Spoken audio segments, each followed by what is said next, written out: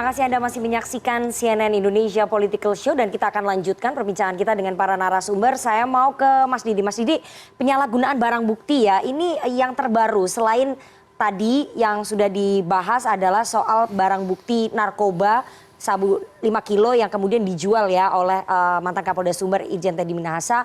Kemudian penyalahgunaan barang bukti, perusakan CCTV dalam kasus pembunuhan Brigadir Yosua. Yang terbaru kemarin adalah CCTV di Stadion Kanjuruhan. Itu juga kemudian ada 3 jam waktu yang hilang. Dan itu Polda Jawa Timur belum bisa memberikan jawaban. Penyalahgunaan barang bukti, pengelolaan barang bukti ini menunjukkan ketidakprofesionalan Polri. Komisi 3 menilai bahwa memang ada SOP yang salah nggak sih? Ya, kalau kita berangkat dari situ tentu, kalau kita melihat bagaimana reformasi instrumen yang kemudian diwujudkan oleh Kapolri dengan membentuk berbagai peraturan Kapolri, itu sudah membentengin perilaku-perilaku itu semuanya. Bahkan secara sektoral-sektoral sudah rigid. Namun memang tidak dipungkiri, pada faktanya kemudian terjadi penyimpangan-penyimpangan di lapangan yang dilakukan oleh oknum. Nah, untuk itulah tentu kita berharap bahwa reformasi kultural, kemudian soliditas Polri di dalam menjalankan tugas dan kewenangan ini harus terus dilakukan pembenahan. Karena terbukti bahwa di lapangan banyak penyimpangan. Meskipun tadi saya setuju dengan Prof. Kiki, Prof. Vikto bahwa tidak boleh digeneralisir, tapi substansinya bukan itu. Tidak boleh ada toleransi terhadap penyimpangan yang dilakukan oleh satupun anggota Polri. Karena tugas tanggung jawabnya memang di sana. Nah, untuk itulah bahwa kejadian demi kejadian, apalagi belakangan ini yang melibatkan Teddy Minahasa ini, harus menjadi peringatan keras buat Kapolri dan Polri secara institusi untuk terus melakukan pembenahan dan perbaikan. Jangan sampai kemudian publik kemudian berasumsi, berpersepsi bahwa ternyata polisi demikian, ternyata perilakunya terus korup gitu. Padahal tidak semuanya, yakin gitu. Nah, untuk itulah tentu perbaikan dan pembenahan ini harus nyata dilakukan oleh Pak Kapolri. Pak Kapolri harus mampu mendeteksi lebih dini apa sesungguhnya masalah akut di pembinaan kepolisian ini dan masalah-masalah fundamental, bukan hanya terkait dengan apa tadi angka-angka survei kepuasan terhadap Polri, tapi yang substansi harus didalami lebih dalam. Mas Haris, hilangnya CCTV Kanjuruhan 3 jam, perusakan barang bukti CCTV di kasusnya Brigadir Yosua, pembunuhan Brigadir Yosua, kasusnya Ferdy Sambo, kemudian penjualan barang bukti narkoba, kemudian penggunaan gas air mata yang kedaluarsa yang menewaskan 133 orang di Stadion Kanjuruhan. Ada SOP yang salah dilakukan oleh Polri? Anda melihatnya seperti itu, ketidakprofesionalan itu? Kalau saya melihat kalau dalam kasus Ferdy Sambo, apalagi ini hari-hari kita lagi lihat terus sidang-sidangnya, itu bukan SOP yang salah, itu bagian dari kejahatan. Jadi mereka bikin kejahatan, lalu ini kan senjata makan tuan. Kan sekarang kan yang suka bikin pembuktian, cara banyak polisi sekarang saya lihat ya bikin pembuktian itu lewat CCTV kan. Nah, pas mereka bikin kejahatan, kejebak oleh CCTV yang mereka bikin sendiri, mereka equip sendiri, dan akhirnya mereka harus mendistrak itu.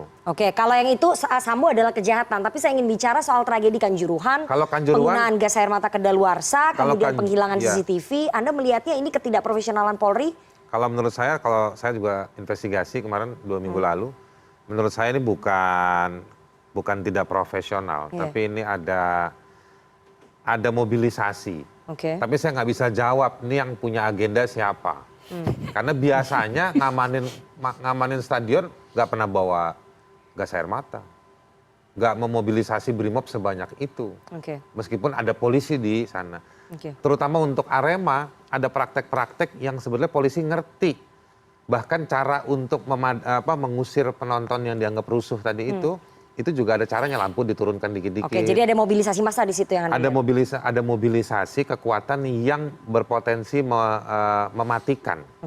Dan saya menganggap bahwa ini sesuatu yang diketahui dampaknya dari orang yang memobilisasi tersebut. Motifnya apa? Memobilisasi seperti pasukan? Saya bilang tadi, motifnya apa saya nggak bisa jawab. Mungkin terlalu memang sengaja terlalu politik. Oke. Memang sengaja atau memang tidak sengaja atau apa? Memobilisasi pasukan pengamanan Kalau untuk mengendalikan massa. melihat dari gerak pasukan, jenis alat yang dibawa, menurut saya itu ada kesadaran di sana. Jadi bukan pelanggaran SOP ya menurut Anda? Memang ini Bukan sengaja? pelanggaran SOP. Ada kesengajaan di situ? Karena waktu direncanakan pun kita baca notulennya atau suratnya, ini udah bilang kita waktu belum berangkat, pada tanggal berapa rapat itu, lalu si Kapolres sudah ada minta, perencanaan bahwa... Perencanaan itu sendiri udah ngelanggar SOP. Oke. Berarti ada pelanggaran SOP pada saat perencanaan mengirimkan pasukan pengamanan yang dilanggar dalam nggak cuma mengendalikan massa. SOP, tapi juga dilanggar banyak aturan lain. Oke, nanti saya tanya ke Prof. Kiki, tapi sebelum Prof. Kiki jawab, saya ingin ke teman-teman mahasiswa. Teman-teman dari Unhas silahkan ingin bertanya ataupun menanggapi. Oke, siapa namanya? Silahkan. Boleh Mbak. Ya, silahkan. Oke, perkenalkan nama saya Imam Mobilingo dari BEM Universitas Hasanuddin. Saya mungkin menanggapi dari beberapa perdebatan atau dialektika yang terjadi dari tadi. Kita melihat sama-sama tentang apa yang terjadi pada institusi Polri hari ini. Saya rasa menurunnya tingkat kepercayaan masyarakat itu adalah konsekuensi logis atas kemarahan dari masyarakat itu sendiri. Khususnya kita teman-teman mahasiswa adalah korban nyata dari tingkat atau tindakan represif dari Polri itu sendiri. Dan kita melihat bahwa sama yang diperdebatkan tadi bahwa ada penyelewengan barang bukti, ada bagaimana kemampuan pelayanan Polri di tingkat desa, di tingkat kecamatan atau dimanapun yang dianggap tidak mampu melayani. Dan saya rasa mungkin ini permasalahan yang terjadi di tubuh Polri ini bukan permasalahan yang akut, tapi kita melihat bahwa ini adalah permasalahan yang sangat kronis, di mana bahwa ada banyaknya bentuk pelanggaran yang dilaksanakan oleh polisi itu sendiri, itu sangat tersistematis menurut kami. Kalau dibilang tadi oleh penasehat Pak Kapolri bahwa kita lihat juga kelakuan masyarakat yang brengsek juga, ini saya rasa mungkin ini salah satu faktor yang mempengaruhi sudut pandang dari polisi terhadap dirinya sendiri, karena informasi yang masuk selalu melihat bahwa permasalahan itu terjadi di masyarakat. Oke, saya persingkat saja. Kalau kita bicara tentang reformasi Polri, apa yang sebenarnya mau direformasi? Karena kami melihat bahwa permasalahan ini sudah terjadi dari titik paling bawah sampai titik paling atas itu sudah sangat terjadi. Bahkan kalau mau dibilang bahwa kenapa bukan polisi-polisi baik yang selalu diekspos? Karena kejahatannya cukup banyak yang dilakukan oleh polisi. Jadi yang besar-besar saja yang diekspos. Oke, terima kasih, kita udah dapat poinnya. Satu lagi mungkin? Ya, silakan. Boleh Mbak. Silakan. Terima kasih sebelumnya. Jadi perkenalkan saya Aswin Fajar dari BEM Universitas Hasanuddin. Jadi pada fakta yang terjadi sekarang bahwa mahasiswa bahkan masyarakat sudah tidak percaya dengan Polri itu benar adanya. Karena kita lihat pada kenyataan yang terjadi sekarang, Polri yang seharusnya menjadi pengayom masyarakat, pelindung masyarakat itu justru menjadi momok yang menakutkan bagi masyarakat. Itu sudah dibuktikan dari yang terjadi baru-baru ini di Stadion Kanjuruhan, dari pembunuhan Polri, dan ada seorang Kapolda yang ditangkap karena kasus narkoba. Jadi sebelum itu saya mau sampaikan bahwa di Luwu Utara, Sulawesi Selatan itu ada kasus di mana kantor polisi itu penuh dengan coretan-coretan yang menyampaikan bahwa Polri ini gudangnya korupsi, gudangnya pungli dan sebagainya.